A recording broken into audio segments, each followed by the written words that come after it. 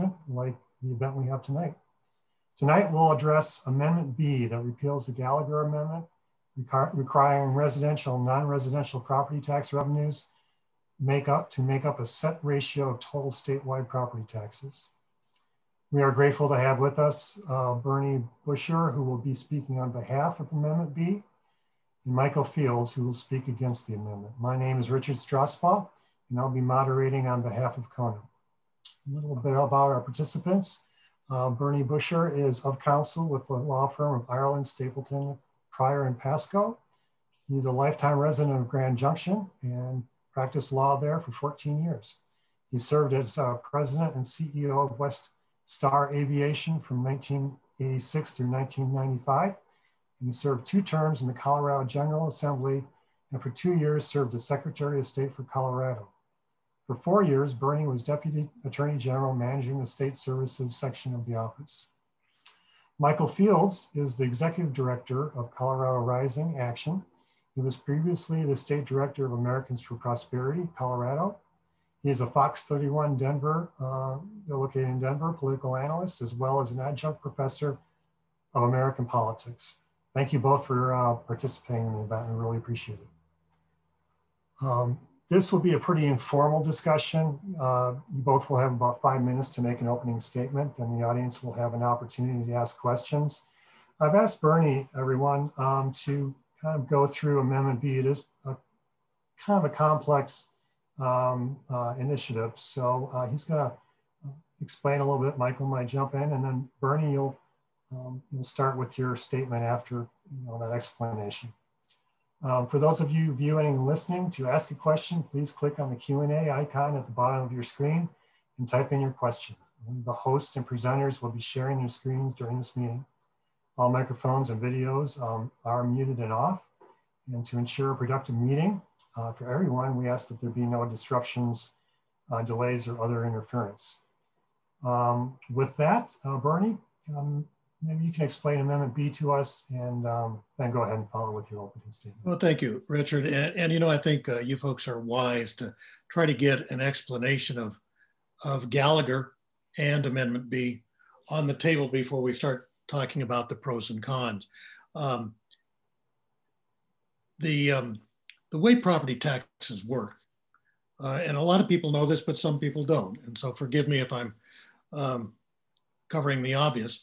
But every 2 years, the value of your property is assessed. Then that number is multiplied by the assessment ratio, which is essentially the percentage of your property that gets taxed. And then the product of that first computation is multiplied by the number of mills that have been assessed at the district or the local level. The result of that produces your property tax. Way back in 1982, the residential property in Colorado constituted about 53% of all property. The other 47% was business and commercial. It's agriculture, it's oil and gas, it's coal. Everything else is in the other category. And Gallagher decided that the ratio between residential and everything else should be 45 for residential and 55% for everything else. And the way that it makes that work is that every year, after all the assessments have been compiled, the state property tax administrator goes in and adjusts the assessment ratios. When Gallagher was passed, the assessment ratio for residential property was 21%, and the assessment for everything else was 29%. I don't think anyone anticipated that we would have this incredible growth of residential property. In fact, back in 1982, all the residential property in Colorado was valued at about $35 billion. Today, it's over $874 billion. I know those are big numbers, but its residential property's gone up 24 times. The other stuff's gone up too, but taking it all together, it's gone up about 7 times. And that's led to every 2 years, an adjustment in the assessment rate. And the assessment rate for residences has ratcheted down from 21% to where it is now, 7.15%. That's resulted in Colorado having the 3rd lowest residential rates in the country. But it also has resulted in a shift of the burden of real property taxes increasingly to those other interests, those business interests, those farm and ranch interests, those commercial interests. So about 2 years ago, a statewide conversation began with building a better Colorado. They did 38 meetings around the state with 1,800 participants. And they asked folks, what should we do about Gallagher? And the folks agreed that Gallagher was a problem. The legislature then held an interim session on Gallagher. And out of that came the proposal to repeal Gallagher. Amendment B is a straight repeal of Gallagher. It strikes out the language that was put into the Constitution in 1982 and would restore, it would result in the legislature having the ability to lower those rates, but because of Tabor, it could not increase those rates. And I think I'll stop there.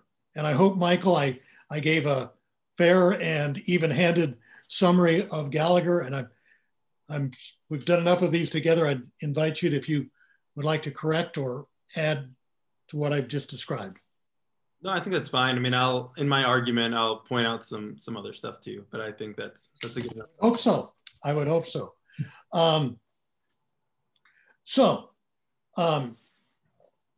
The impacts of Gallagher, since it was passed in 1982, have been in 4 areas. First of all, I'm from Grand Junction. I started working on Gallagher repeal way back in 1998 when I was heading economic development for Mesa County. The impact in rural Colorado is because we do not have the huge amount of commercial property. So when the assessment rate ratchets down, we don't catch up with increased taxes on business, although they are increased on what there just isn't as much. Consequently, it has eroded the tax base in rural Colorado, and we've seen impacts on that at the county and at the county level. It's also had an impact on special districts, and since 1982, and even more since 1992, Colorado has created a huge number of special districts. We now have about 3,800 total special districts, and most of them rely on either sales tax or property taxes. Most of them on property taxes. We call them, for example, rural fire districts or water conservation districts because they are in the rural part of our state. And like the rest of rural Colorado, when the assessment rate has ratcheted down, they've seen major cuts in their funding. The third area where Gallagher has had a bad impact is in the systematic way it's transferred taxes to business interests, to commercial interests, to ranches and farms. If I go back to when Gallagher was passed, the residential rate was 21 and the commercial was 29. Now, the residential rate is 7.15 and the commercial rate is still 29.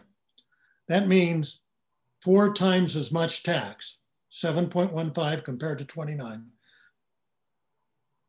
falls on commercial interests. That's why we hear small businesses complaining about their tax burden, at the same time that residences are pleased with their relatively low rates. The fourth area where there is an impact is in education. And historically, for the first 30 years of Gallagher, this was not a problem because the legislature was required to backfill when the amount paid locally decreased. But given the problems that the state has had with its own revenue sources, we see this thing called the negative factor, which basically says now the state is underfunding that total obligation by about $1 billion a year. If the next round of cuts goes in and that 7.15 assessment rate is reduced to something less than 6, we will see major cuts in education. So those are the 4 areas where we've seen bad, nefarious effects of Gallagher. It has damaged rural Colorado. It has damaged special districts. It has damaged small businesses, and it is damaging education. And that's why we are supporting the repeal of Gallagher. Yes on referendum B. Thanks, Bernie. Michael, would you like to say a few words? Sure. Well, first of all, thanks for having me. Thanks for your interest in these ballot issues. I think a third of Coloradans have already voted. I don't know how many of you have yet or not, but make sure you get your ballot in and your voice heard. I think there's a lot of things that I would agree that are issues with the Gallagher amendment and would want to see those reformed. But I want to make 3 main points. One is that your residential property taxes will be higher if Amendment B passes. The assessment rate would be 7.15% if it passes. If it's not, it'll be 5.88%. And so that is something that impacts homeowners. It impacts people that live in apartments because that cost gets moved on to them. The second point is I agree that there is a large disparity between commercial side and residential side. But this proposal keeps the business side at 29%. That assessment rate on the commercial side doesn't change. I would have loved to see it go down a couple points in some kind of compromise or some kind of deal on this, but keeping commercial at 29% ensures that 4-to-1 ratio stays the same. And also the kind of the last point is that there's no plan for what comes next. And so the legislature passed this repeal. They put in a temporary freeze for, I think, 2 or 3 years is what it said, but we just have to have no certainty over what the legislature wants to do with this. And once you take something out of the Constitution, once you repeal an amendment, things become a statute. And when they're a statute, there's a lot of uncertainty on what the legislature is going to do or what happens on the ballot issue side, because it's much easier to adjust a statute than it is an amendment. And so I agree that there is a real problem, especially in rural Colorado. I would encourage everybody, there was a Colorado Sun article that talked about what the impact of Gallagher has been across the state in every county. And it showed, that a majority of where people live on the Front Range has been seeing huge increases in property tax revenue. This is not a problem in the Front Range. In Mesa County, it is about even per capita adjusted for inflation from what property tax was in 1982. Some of the surrounding counties, though, that is not the case, where you actually see cuts to local services, things that should not be happening. I think this should have been dealt with a long time ago in terms of at least some kind of backfilling from the state, given these special districts are important, that this should be a top priority for legislators. I think this should have been moved on a lot quicker. And I think it's going to have to be done anyway, because even if you freeze the rate at 7.15%, you still have losers in that process. And that is a lot of people in rural Colorado. And so I would love to see the legislature step up and do something as their revenue comes back. I know they've taken a hit like all of us have during this recession. But I think the overall point that I want to make is that property tax revenue goes up every year. and you'll see that on your property tax bills. 15% it went up last year, 10% even during this recession. Statewide, it'll go up this year. And since Gallagher passed across the state, we are paying almost double the property tax per capita adjusted for inflation. And so keeping that in perspective, even though that assessment rate has dropped down, because our values have gone up so much, we're still paying more than ever. And I do think that the uncertainty is a big problem. If you look at what might come next, you could see people, I don't think the average person knows that businesses pay too much in property taxes already. You could see somebody running a ballot issue saying, you know, we're going to increase commercial property assessment rate and say they don't pay enough, they need to pay their fair share, businesses do, we're going to go after them. I think even if this measure passes, I think you could see a ballot issue similar to Prop 116, which is the tax cut, just saying, you know what, we're going to straightforward say, are we going to drop assessment rates on the residential side? And I think that would be likely would pass. Then you end up in the same circumstance anyway. And so I think those are things that could or are likely to be tried. And then you have, you know, the $7 million that are spent on repealing Gallagher, and then the rate gets dropped anyway. So I think we might be able to get into it a little bit, but I think the ballot language is misleading. I think the Blue Book, what they did with the Blue Book to rewrite it, the legislators that wanted to pass this rewrote the Blue Book. I think it makes sure that there's not a lot of trust in state government, or even less than there was before that. But I think ultimately this impacts people's lives. Seniors, people on fixed income, teachers that aren't getting paid enough, paying higher property tax rates is going to hurt them. And we're in a recession. I don't think that's a good thing. So I do think there needs to be adjustments. I don't think Amendment B is it. And I hope people get more educated on what it would actually do. Yeah, thank you both. And, you know, as Gallagher stands today, aren't small and rural jurisdictions really in, you know, a pretty tough position? They get less revenue because of drops in property tax rates, residential rates. They then have to go to the voters to have them increase local mill levy or special district mill levy. If voters say no, then their services are cut. If the voters say yes, then the burden of that tax increase disproportionately hits businesses, and these localities need, you know, thriving or healthy businesses. How do you solve this dichotomy, you know, this situation as Gallagher stands right now, Michael?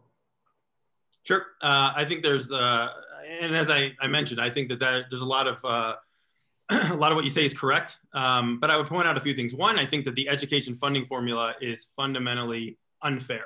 I think we have districts that are wealthy districts in our state that don't have higher mills and do mill levy overrides, which doesn't count in the process. And then they get more money when they can pay for stuff on their own. And so this is something that hurts rural Colorado. Thankfully, the last couple of years, we've moved some education money into rural Colorado, just kind of as an aside outside of the funding formula. But I think that is a huge problem, that there's this disparity within our education funding formula, and that needs to change.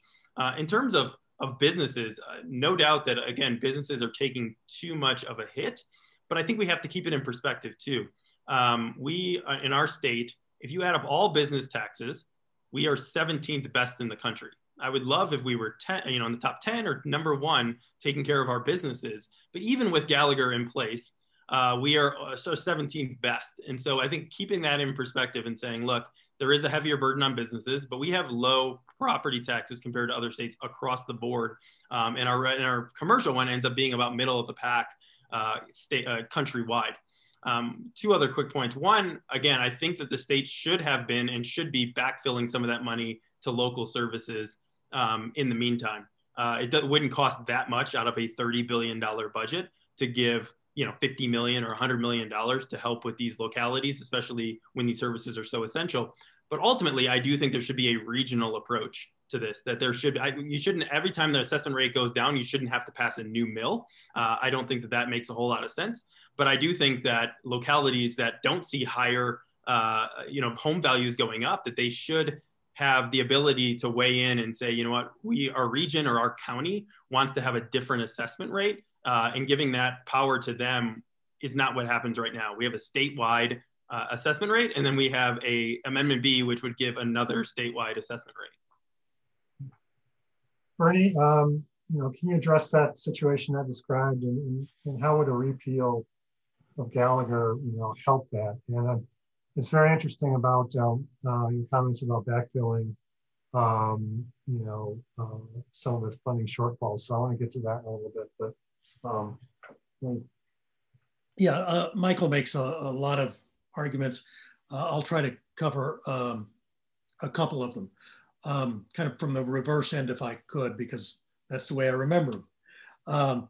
Michael talked about a regional approach, and both the Building a Better Colorado surveys around the state and the legislature's interim committee looked at that, considered that, tried to figure out how to make it work. But the fact of the matter is we have over 3,000 special districts, taxing districts within the state. Some of them are a small portion of a county. Others, like the Colorado River Water Conservation District, cover 20 plus counties.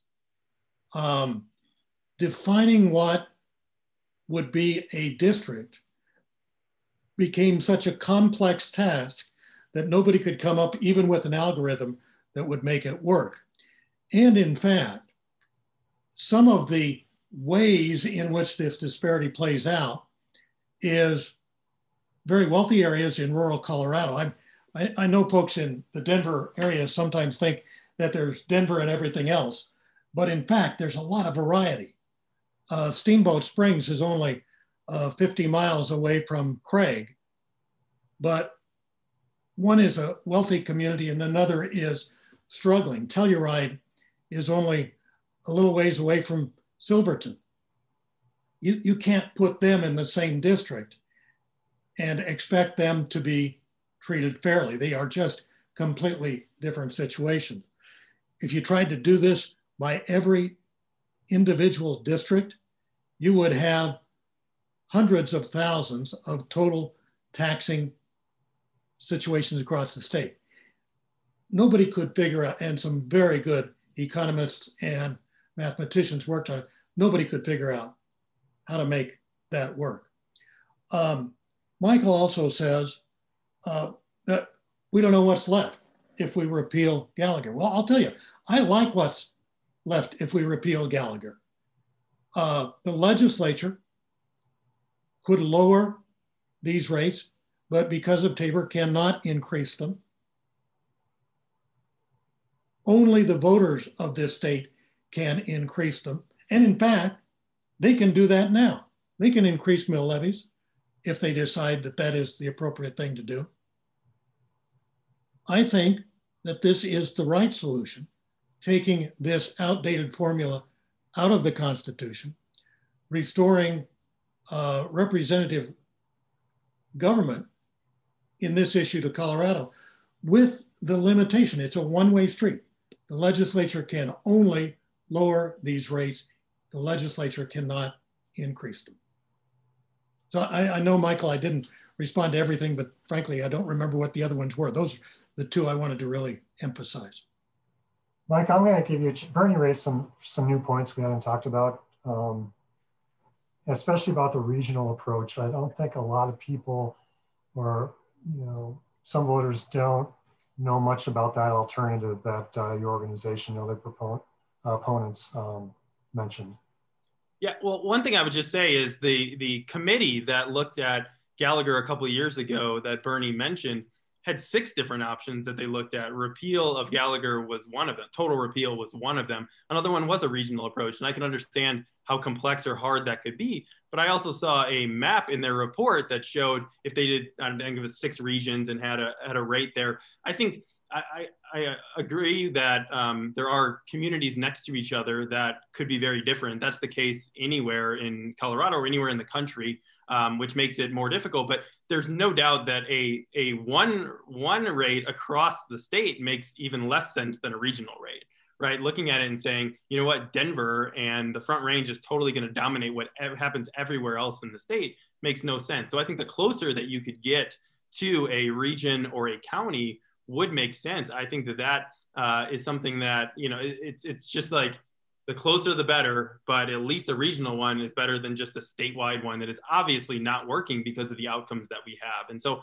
I think that, you know, what happened here was the recession hit, the legislators came back from session. This wasn't even going to happen this year until the pandemic happens, and the legislators look and say, oh my goodness, we're going to have to backfill some of this money in education. Let's get something through really quick.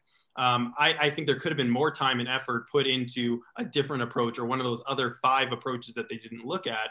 I think we're trying to make a short-term fix for a long-term problem. And so I would just, anybody who wants to repeal something, and you see this with healthcare or any other issue, people are very hesitant when you say, you know, let's repeal this, and then we got to figure it out later, or we'll get to work on it. I think they should have said, look, we're going to repeal it, and this is what we're going to replace it with. I think people would feel a lot more comfortable with that. But again, not only is this a legislative issue, it becomes more of a ballot issue when the difference between getting something on as a statute. Less, you don't have to go to every county for signatures. You need 50% of the vote.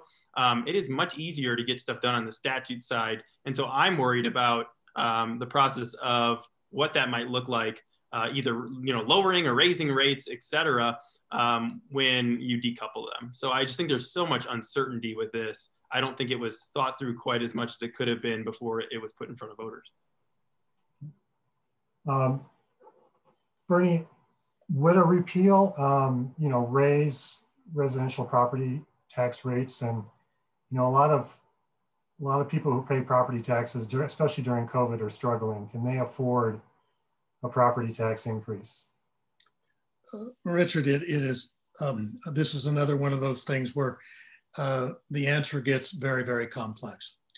The residential assessment rate is projected to go down from 7.15 to 5.88%. That by itself would result in lower taxes paid by homeowners if the value of their property remained the same. If the value of their property increased by more than that, their total property taxes are going to be higher. But one of the phenomenons that has happened over the last 6 years is many special districts have de-Gallagherized. And when school districts have issued bond issues to build schools, bond council has insisted that that revenue stream be protected. And so most of those bond issues include a de-Gallagherizing concept.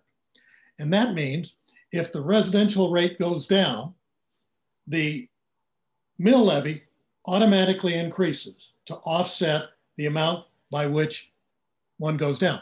So in any given county, it depends on how much of the revenue has been de-Gallagherized, to answer your question. But even if it has been de-Gallagherized, what is clear and what no one can argue is that that process effectively shifts more and more of the property burden to small businesses. So de-Gallagherizing is a way to deal with this at the district level, but its impacts to our community is quite negative. And I know, Richard, that is a complex answer, but it is a complex system. And I'd like to make one other comment. Michael keeps saying, well, I don't know what we have after this is repealed. We're the only state that's got a Gallagher Amendment. No other state has a limitation that adjusts these assessment rates. No other state has tried to put this in the Constitution. I think it's time that we just acknowledge that it may have worked well for a while, but at this point it's failing and we need to take it out of our Constitution. Michael, this is one of the hearts of the opponent's argument against repealing Gallagher is, hey, this is going to raise, taxes on homeowners. This is going perhaps raise taxes on renters as property owners of multifamily buildings pass along costs to renters. And maybe you can respond, because Bernie made some interesting points about kind of this offsetting piece with mill levies and decreasing property tax. Yeah, so I mean, one thing is that there are some automatic increases that would happen if that assessment rate goes down. That was chosen by the voters in those areas. So I think it's important to note that this is not something that just hits them and they're going to be surprised with it. They actually voted in order to do that. But I think you look at it and there is some shift with those. Obviously, the business side, the commercial side, ends up paying a higher, because it's 4-to-1, they pay more of that money. But I think on the flip side is looking at the reason this is being done is because they want more revenue, and that revenue comes then solely out of the residential side. And so if it is a $700 million difference that the government's going to get, and the businesses are looking at something that's 250, the trade that you're making is 4 times greater on the residential side than the commercial side for the break that they would be getting. And so I think just talking about it as a silo and saying, look, this is what's going to happen to businesses. Yeah, but if you repeal it, like, this is what happens to the residential side. And again, because values go up, we're always paying more anyway. It could be for a year that it's not quite as much, but if you look at how Gallagher over the years, it saved homeowners $35 billion. Okay, so if you repeal it now, what does that mean in the future? Bernie talked about stuff that we couldn't anticipate 40 years ago. I don't think we could anticipate the skyrocketing costs of housing, both for homes and rent that has come along with that. And so we, seeing how much that has exploded, especially in the Front Range, all Gallagher does is slow that growth and make sure that people don't get priced out of their homes. The apartment aren't even more expensive in order to rent. I was talking to a person, and Bernie, you talked about, us being the only state with Gallagher. We're also the only state with Tabor, our Taxpayers' Bill of Rights, which I think has really benefited us. It's coming from somebody from Illinois, where they just raise taxes whenever they want. I think some of these things that have been in the Constitution, while not perfect, can be helpful to keep taxes low and keep government accountable in the state and have voters choose when they want things to go up. But I think ultimately, there was a guy that I ran into that said, you know what, I moved from Pennsylvania here because my property taxes were so high. I was on Social Security. I couldn't live in my house anymore. I came out to Colorado because it is the 3rd lowest on the residential side. And so somebody like that, Gallagher and Tabor, are very, very important to what it means to their lives and what they can pay for. You mentioned, the state backfilling, funding shortages in local areas and districts. Is that sustainable or even feasible going forward? I'm not saying that it's sustainable. I'm saying if it was that big of a priority, making sure that, you look at this too. Local services don't typically, like in the Front Range, local services in where I live in Douglas County are not costing as much as our house value is going up, right? If my house gets $50,000 worth more, $50,000 in 1 year, it doesn't mean that the local fire department need that much more money. So I think looking at what are the impacts of these different areas, I think the cost in some of these rural areas that are really getting hit wouldn't be huge. $1 million is a big deal to a local fire department in rural Colorado, et cetera. So I just think, I'm just looking at this and saying, the way that you read every ad, this is about, really helping these local services when there's been no talk, when you have a $32.5 billion budget in order to help with that process. I think that is a temporary fix. It's not a full fix. I would, again, like to see some kind of regional or countywide approach to fix this in the long term. But we do backfill in education. Why wouldn't we also look at that approach, at least in the meantime, while people are suffering in these localities? I just think, legislators when really decided to do something when it started impacting their budget more, and it was less to do with these local services. Bernie, with that, I mean, well, just a couple of go ahead. Couple of thoughts. The state did backfill until about 8 years ago, and then the negative factor came along, and right now the state is not backfilling education by about $1 billion a year. And the thought that the state could find the money to backfill all of these other hundreds of millions of dollars of decreases is not realistic. I can tell you, I spent 4 years on the budget committee. We crafted a balanced budget every one of those years. But the amount of discretionary money that you have to deal with is surprisingly small, because Medicaid, prisons, education, they have a set amount.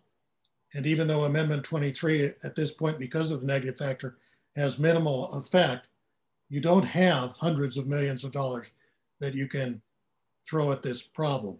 And I'll leave it at that.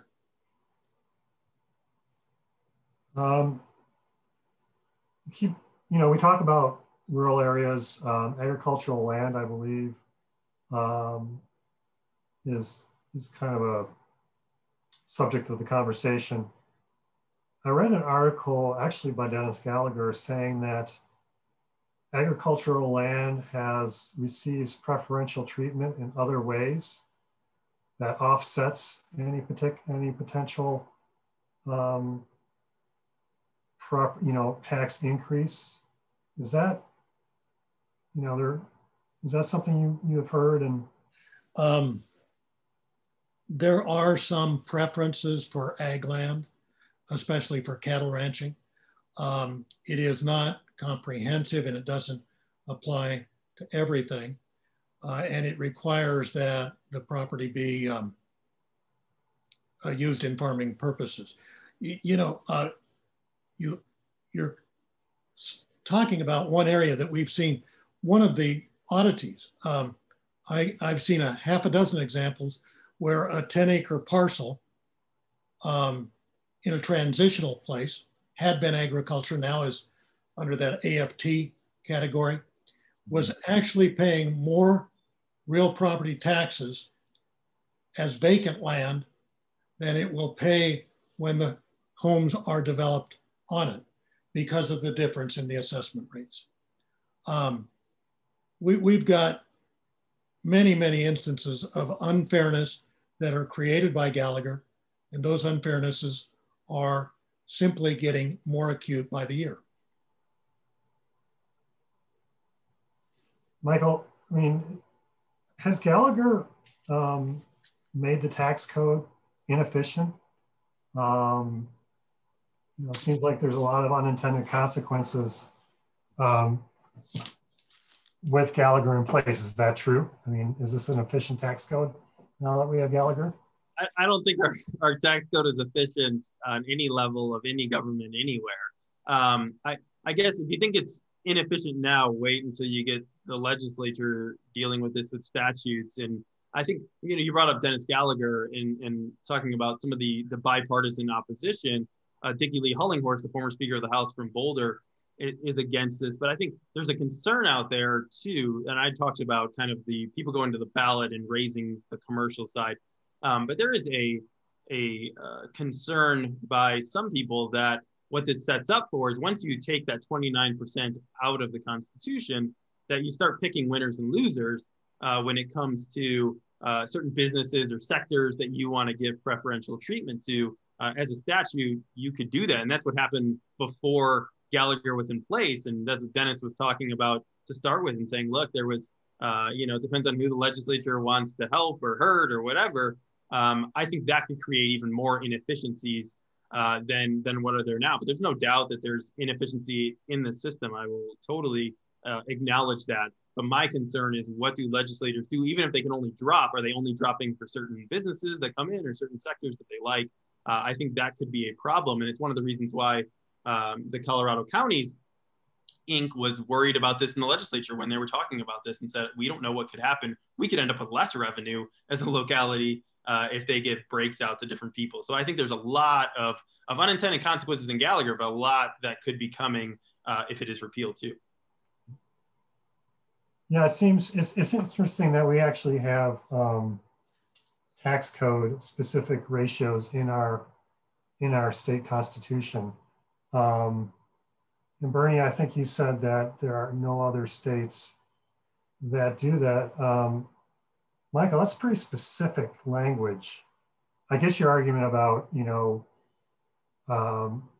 there may be some variability or unanticipated tax changes if it's left up to the state legislature changing through statute, but the federal tax code is not embedded in the US Constitution. Does that argument really hold up that it needs to be in the Constitution? I mean, we do elect the state legislators, and they do have a fiduciary responsibility to us.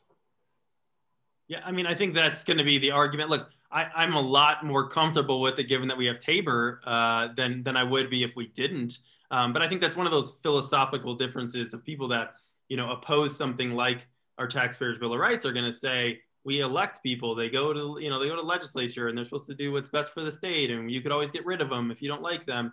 But I think you see that people are very comfortable with having that on them to say, if you want to raise taxes, if you want more of our money, that you have to come and ask us and say why it's for. And they look at other states, the bullet train in California where they spend hundreds of millions of dollars and then it fails, or single payer healthcare in Vermont and they have to cut the plug and all this money is wasted. In Colorado, people want to have a say or want to have, be a part of that discussion if they're going to be taking more money. I think with Gallagher, and you look at it, I think there can be an argument that a certain formula shouldn't be in the Constitution. On the other side, you have to look at the big picture and see, was this effective in keeping property taxes low for individuals? As home values and as our cost of living has skyrocketed in other ways, in healthcare and everything else, was it successful? Has it been successful on keeping property taxes low? And I think the answer is yes. And so then the question becomes, do you fiddle around with it and change the problems that are there, or do you knock out the whole thing? And I think that's where we're at and what we're questioning. But I think, to argue that, there should never be a formula in the Constitution, I don't know. I mean, maybe there should, maybe there shouldn't. Let's look at the outcome. Let's look at what is going on because of it and what's the alternative, and look at that big picture. Bernie, is it a net positive that, it's in the formula is in the Constitution and the residential property rights have been kept low? It seems that was the goal of the voter passed amendment. It was. Achieved its goal. Yeah, it was. And I've talked to a number of the proponents of Gallagher, both back then and current. I consider Dickie Lee to be a friend, and we've had long conversations about this. Some people don't believe that business pays enough taxes. Those folks should vote against this. But if you believe that there is a level that we all need to support our government, Gallagher, in fact, has ratcheted these residential rates down to the third lowest in the country. And I think we all have an expectation. I certainly expect that I'm going to pay some property taxes for the services I need. When those rates ratchet down to the point where fire districts and school districts and small businesses are being damaged, I think we have an obligation to look and say, okay, it may work for a while, but at this point it needs to be fixed. Can I comment on that? Sure. Well, one, and it wasn't a public poll, but I saw a poll that showed in Colorado, only 6% of Coloradans think that they pay too little in property taxes. I think the idea that, that people don't support funding things, I don't think it's true, but they also don't think that we pay too little. And Bernie was talking about the fact that he was trying to get rid of Gallagher back in 1998. You think about the amount of time, the 22 years since then that have happened, and how it's kept residential property taxes low and how many billions of dollars it saved the residential side. I think that, I think there's just certain people that just don't agree with it to start with. And that isn't like, oh, we finally got here. It was like 22 years ago. I didn't think this was the right thing, where I think people would have supported them, because 2003, a repeal was on the ballot. It lost 80-20. The difference this year is that the ballot language makes it sound like, we're freezing these rates, we're helping all these things, there's no property tax increase. A CU study showed this week that they gained 20 points by just changing the ballot language and just doing that. And so I just think, it's straightforward. If people knew what this was about and didn't have a blue book that was rewritten, this ballot language the way that it is, this would lose by a ton. It might pass, just because of those things. But I do think, making the case to people that they pay too low of property taxes is just not going to work. They just don't believe it. Well, I didn't say that they pay too low. What I did say is that we all expect to pay a reasonable amount. And I would argue that the third lowest in the country indicates that we're paying a reasonable amount. Again, I keep seeing the damage that Gallagher has done and is doing to our firefighting districts, to our water districts, to our school districts, and to our small businesses. And we have to stop the unfairness that Gallagher creates. Michael, I'm a restaurant owner. Let's say I'm a restaurant owner. I'm operating at 1%, 2% gross profit margin. Any increase in property tax hurts a lot, and there's only so much room I have to raise prices and pass them on to my rural patrons who come in to my diner. That scenario, how is that property tax increase on those businesses mitigated, if at all? And is there a real consequence to that business, preponderance of business tax liability? Yeah, I mean, I think that that's a tough situation, and it's hard. And I think that's a discussion that we should have not only with property taxes, but with all taxes that are on businesses. We have a lot of people in Colorado that would want to raise taxes on businesses for a lot of reasons, not just on the property side. But I do think, look, that's why that discussion should be happening at the local or county or regional level, saying, look, our businesses in this part of the state can't handle that, the fact that it would be higher, and so you have to have that discussion, and why just having one statewide rate where it might not be as big of a deal to a business in Denver or, in Douglas where I live or something like that, or in Boulder. It could make a really big difference to that, in Mesa County. And so I do think letting some of that power back to people to set those assessment rates based on their community would make a lot more sense. And so I definitely see the impact. I'm somebody, again, who would like to lower the assessment rate for commercial side. If they came in and said, look, we want to put it at 27%, I'd say that's great. That sounds good to me. But you don't have people that would, again, like you have people that don't think that businesses pay their fair share, even as we sit today. And so I think, finding that coalition and having people vote and agree on something will be difficult given the makeup of our state. But I totally agree, see where you're coming from, which is why I think that should be more of a local decision. Is there a time pressure with repealing Gallagher, removing that burden on businesses during COVID when they're hurting the most? Bernie?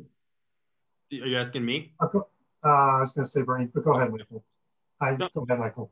Yeah.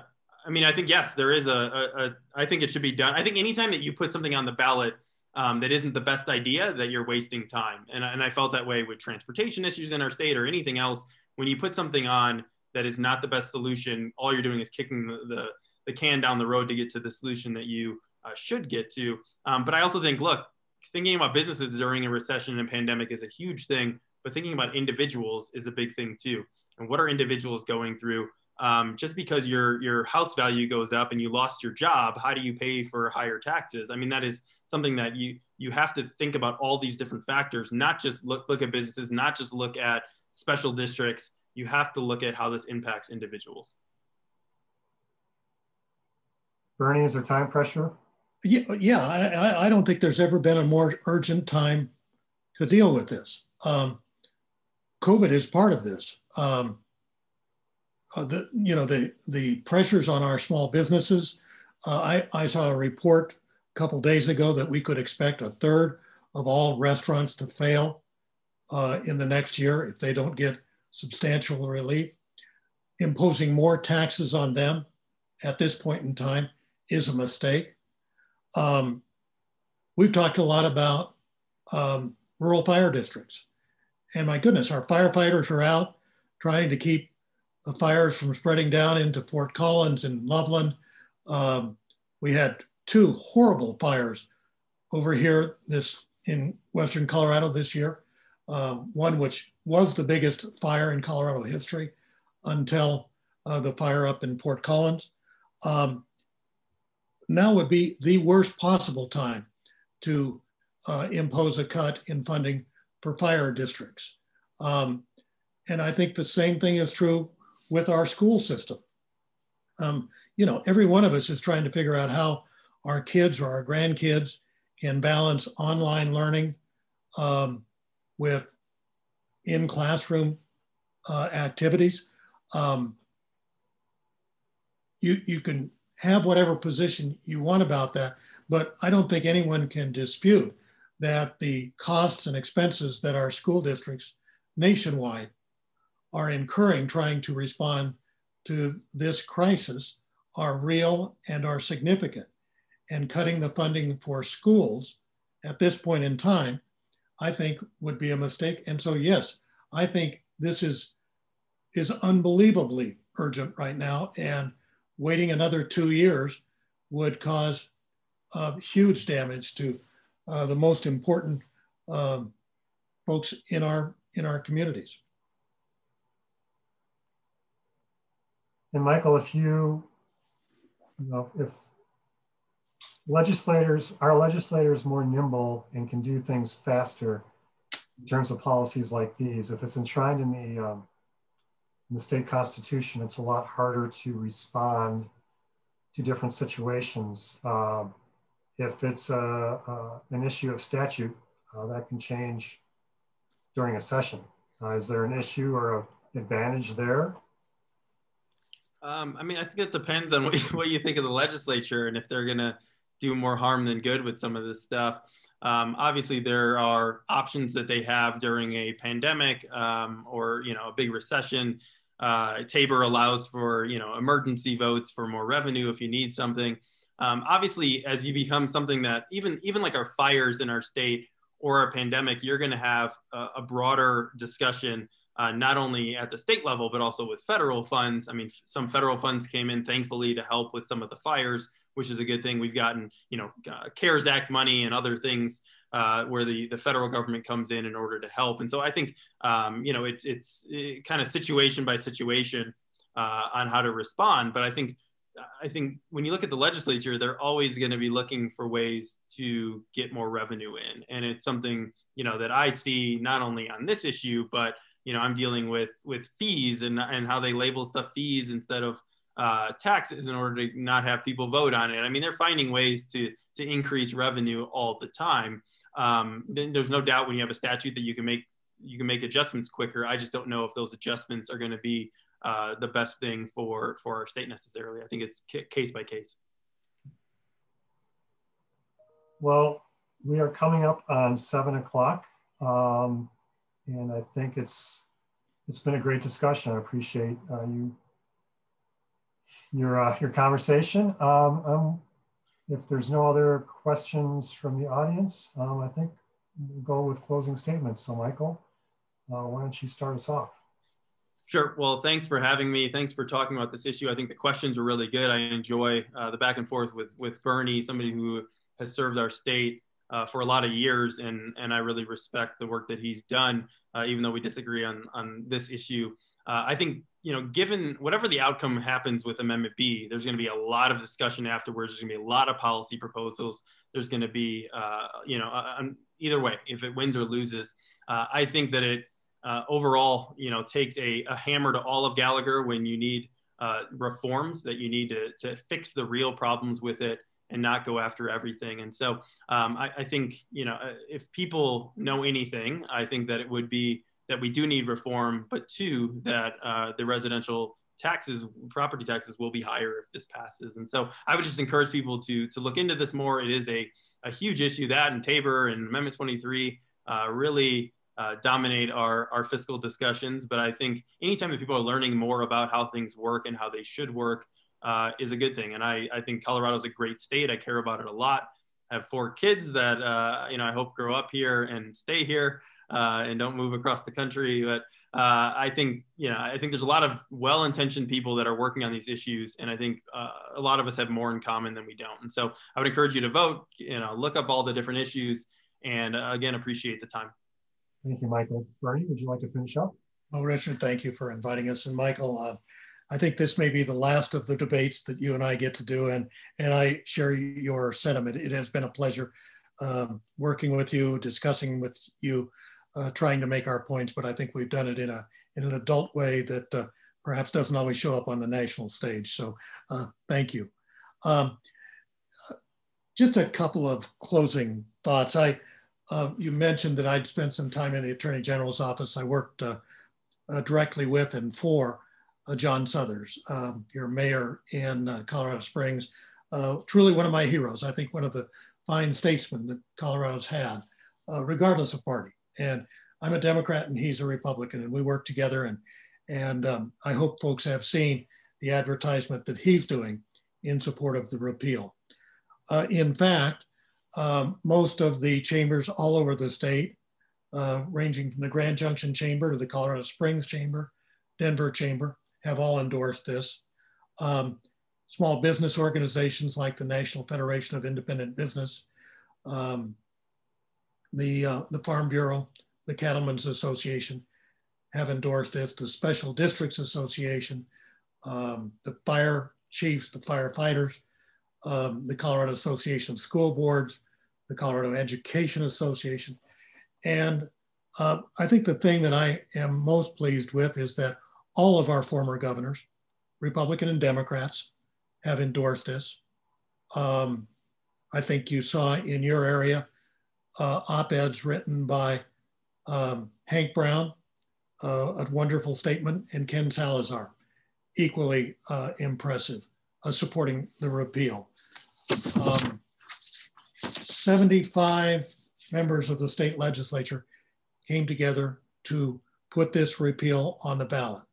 I think they did that because they recognize that the damage that Gallagher has done over these 38 years has gotten increasingly problematic, and it is time to protect small businesses, rural Colorado, special districts, and our education system.